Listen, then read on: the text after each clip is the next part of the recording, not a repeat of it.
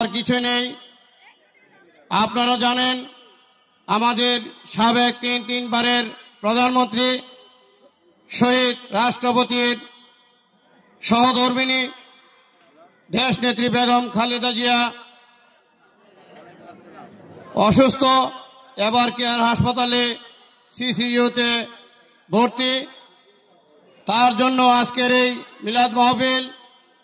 আমরা আমাদের মন থেকে প্রাণ খুলে দোয়া করব তিনি যেন সুস্থ হয়ে আমাদের মাঝে ফিরে আসেন। প্রিয় নেতৃবৃন্দ, একটি কথা আজকে আমার মনে পড়ে।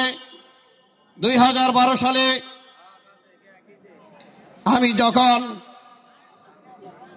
রাজনৈতিক মামলায় জেল থেকে বের হই, ঠিক 3 দিন পর আমাকে আমার এই দেশনেত্রী বেগম খালেদা জিয়া আমাকে ডেকেছিলেন।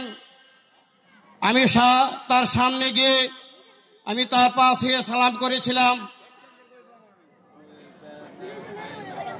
আমার সেই দিনের কথা আজকে খুব মনে পড়ে।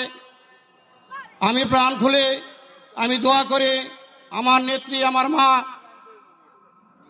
যাতে অতি দ্রুত সুস্থ হয়ে আমাদের মাঝে ফিরে আসেন এবং আমাদেরকে নেতৃত্ব দেন, এই আশাবাদ ব্যক্ত করে আমার সংক্ষিপ্ত বক্তব্য শেষ করছি।